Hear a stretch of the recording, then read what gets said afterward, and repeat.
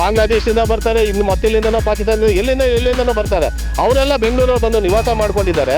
ನಾವೇನು ತಪ್ಪು ಮಾಡಿದ್ವಿ? ದೇಶಕ್ಕೋಸ್ಕರ ನಾವು ಶ್ರಮಿಸಿದ್ದೆ ತಪ್ಪ? ಇಲ್ಲಿರೋ ಮಾಜಿ ಸೈನಿಕರಲ್ಲಿ ಹಲವಾರು ಸತ್ತೋಗಿದ್ದಾರೆ ಸರ್, ದೈವಾಧೀನರಾಗಿದ್ದಾರೆ. ಈ ಹೋರಾಟ ಮಾಡ್ತಾ ಇವತ್ತು ಅವ್ರ ಕುಟುಂಬದವರು ಒಂದು ಸಿಗುತ್ತಾ ಅಂತೇಳಿ ಅವ್ರ ಹೆಂಡತಿ ಮಕ್ಕಳು ಈ ಹೋರಾಟದಲ್ಲಿ ಭಾಗಿಯಾಗ್ತಾ ಇದ್ದಾರೆ ಸರ್. ದಯವಿಟ್ಟು ನಮ್ಮೆಲ್ಲರಿಗೂ ಕಲ್ಪಿಸ್ಕೊಡ್ಬೇಕು. ಹಾಗೇನ ಕಲ್ಪಿಸ್ಕೊಟ್ಟಿಲ್ಲ ಅಂದರೆ ಇವಾಗ ಎಲ್ಲರೂ ಹೋರಾಟ ಮಾಡ್ದಂಗೆ ನಾವು ಮುಂದಿನ ದಿನದಲ್ಲಿ ಉಗ್ರ ಹೋರಾಟವನ್ನು ಮಾಡಬೇಕು ಅಂತೇಳಿ ನಾವೆಲ್ಲ ತೀರ್ಮಾನ ಮಾಡ್ಕೊಂಡಿದ್ದೀವಿ. ಆದ್ರೂ ಕೂಡ ಇದು ಊರವ್ರ ಹತ್ರ ಹೋದ್ರೆ ಊರವ್ರು ಬಂದು ಗೌರ್ಮೆಂಟ್ ಅಫಿಷಿಯಲ್ ಮೇಲೆ ಹೇಳ್ತಾರೆ, ಗೌರ್ಮೆಂಟ್ ಅಫಿಷಿಯಲ್ ಬಂದರೆ ಊರವ್ರ ಮೇಲೆ ಹೇಳ್ತಾರೆ. ಇದಕ್ಕೆ ಮಾಡೋರು ಯಾರಿದ್ದಾರೆ ಸರ್? ನಮಗೆ ಅಂತ ಸಪೋರ್ಟ್ ಮಾಡೋರು ಯಾರಿಲ್ಲ. ಊರವ್ರ ಹತ್ರ ಹೋದರೆ ನಮ್ಮ ಎಲ್ಲ ಹೊಡೆಯಕ್ಕೆ ಬರ್ತಾರೆ, ನಮ್ಮೆಲ್ಲ ತುಂಬ ಅಸಂಖ್ಯ ಮಾಡ್ತಿದ್ದಾರೆ. ಪರಿಚಯಗಳು ತಗೊಂಡು ಬರ್ತಾರೆ ನಮ್ಮನ್ನು ಹೊಡೆಯಕ್ಕೆ. ಇದನ್ನು ಕೇಳೋರು ಯಾರಿಲ್ಲ ಅಲ್ಲಿ.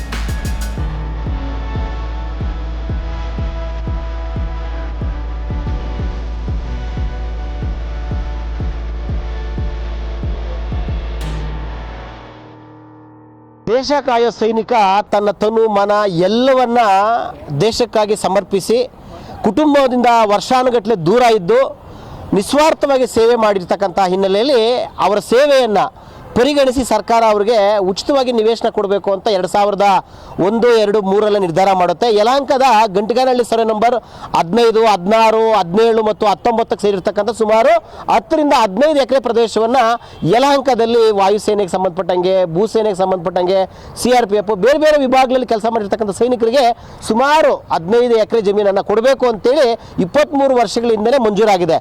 ಕಂದಾಯ ಇಲಾಖೆ ಸುಮಾರು 2006ರಲ್ಲಿ ಯಲಹಂಕ ತಾಲೂಕು ಕಚೇರಿ ವತಿಯಿಂದ ತಾಲೂಕ್ ಪಂಚಾಯತಿಗೆ ಇಷ್ಟು ಜಮೀನನ್ನು ನೀವು ನಿವೇಶನಗಳನ್ನು ಮಾಡಿ ಸೈನಿಕರಿಗೆ ಹಂಚಿ ಅಂತೇಳಿ ಕೊಟ್ಟಾಗಿದೆ. ಆದರೆ ತಾಲೂಕ್ ಪಂಚಾಯತಿ ನಿದ್ದೆ ಮಾಡ್ತಾ ಇದೆಯಾ? 23 ವರ್ಷಗಳಿಂದ ಏನು ಮಾಡ್ತಾ ಇದ್ದಾರೆ?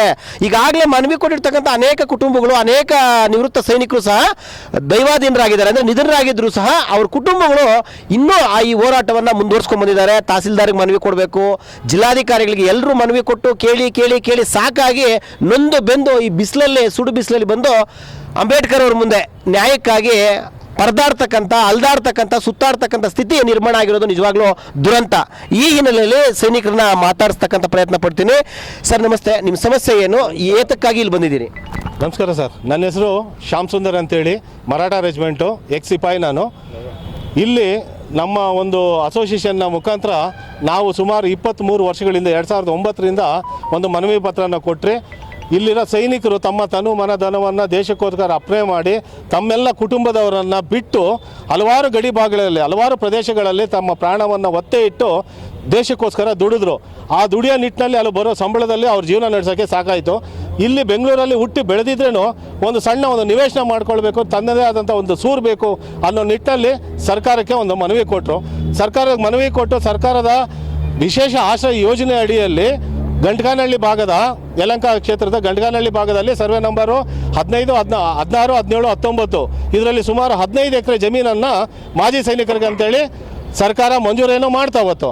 ಆದರೆ ಅಲ್ಲಿರುವಂಥ ಕೆಲವೊಂದು ಸ್ಥಳೀಯರು ಅಲ್ಲಿರುವಂಥ ಜಾಗವನ್ನು ಬಿಟ್ಟುಕೊಡದೆ ಅತಿಕ್ರಮಣ ಪ್ರವೇಶ ಮಾಡಿ ಸೈನಿಕರಿಗೆ ತೊಂದರೆ. ಅವತ್ತಿಂದ ಇವತ್ತು ಲೀಡರ್ಗಳು ಹಲವಾರು ಕಡೆಗಳಿಂದ, ಹಲವಾರು ವರ್ಷಗಳಿಂದ ಅವ್ರಿಗೆ ನಮ್ಮ ಮನವಿ ಪತ್ರವನ್ನು ಕೊಡ್ತಾ ಇದ್ದೀವಿ.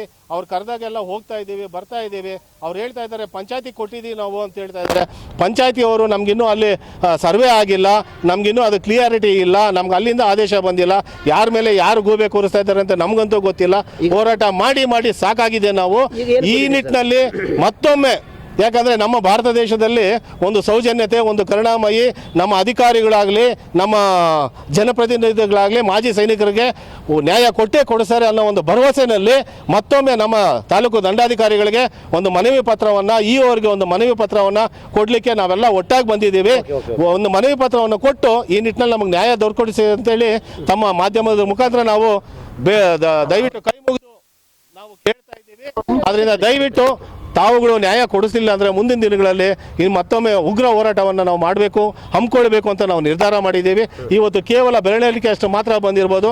ನಮ್ಮಲ್ಲಿ ಸುಮಾರು 500ರಿಂದ 1000 ಜನ ನಮ್ಮ ಸದಸ್ಯರುಗಳು ಇರುವಂಥ ನಮ್ಮ ಒಂದು ಅಸೋಸಿಯೇಷನು ಅಷ್ಟು ಜನಕ್ಕೆ ಮಂಜೂರಾಗಿದೆ. ಅಷ್ಟು ಜನಕ್ಕೂ ಅಂದರೆ 265 ಸೈಟ್ಗಳನ್ನ ಅಲ್ಲಿ ಕೊಡಬೇಕು ಅಂತೇಳಿ ಇವಾಗ ಸದ್ಯಕ್ಕೆ ಯಾರಾದರೆ ದಾಖಲೆಗಳೆಲ್ಲ ನೋಡಬೇಕಲ್ವಾ. ಓಕೆ ಸರ್, ಮತ್ತೊಬ್ಬರು ಮಾತಾಡಿ. ದಯವಿಟ್ಟು ನಮಗೆ ನ್ಯಾಯ ಕೊಡಿಸ್ಬೇಕಂತೇಳಿ ತಮ್ಮ ಮಾಧ್ಯಮದ ಮುಖಾಂತರ ನಾನು ಕೈ ಮುಗಿದು ಮನವಿ ಮಾಡ್ಕೊಳ್ತಾ ಇದ್ದೀನಿ.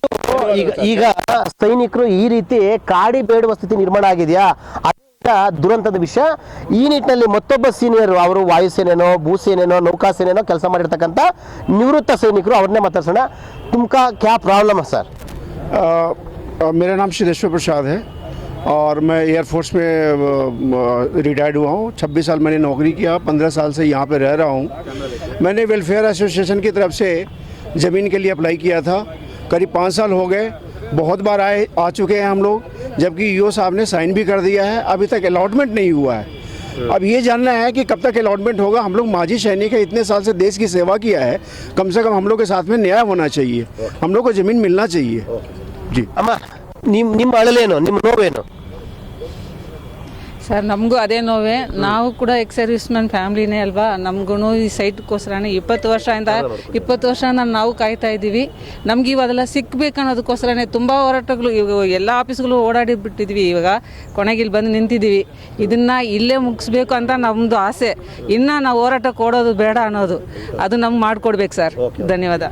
ಈಗಾಗಲೇ ತಹಸೀಲ್ದಾರ್ನ ಮಾತಾಡಿಸಿದ್ದಕ್ಕೆ ತಹಸೀಲ್ದಾರ್ ಏನು ಹೇಳ್ತಾರೆ, ನಾವು 2006ರಲ್ಲೇ ತಾಲೂಕ್ ಪಂಚಾಯತಿಗೆ ಹಸ್ತಾಂತರ ಮಾಡಿಬಿಟ್ಟಿದ್ದೀವಿ, ನಮ್ಮ ಕೈಯಲ್ಲಿಲ್ಲ. ಈಗ ತಾಲೂಕ್ ಪಂಚಾಯತಿ ಅದನ್ನ ನಿವೇಶನಗಳನ್ನು ಮಾಡಿ, ನಿವೇಶನದ ರೂಪ ಕೊಟ್ಟು ರಸ್ತೆ ಮಾಡಿ, ಒಳಚರಂಡಿ ವ್ಯವಸ್ಥೆ ಮಾಡಿ ಹಂಚಬೇಕಾಗಿರ್ತಕ್ಕಂಥ ಜವಾಬ್ದಾರಿ ತಾಲೂಕ್ ಪಂಚಾಯತಿದ್ದು.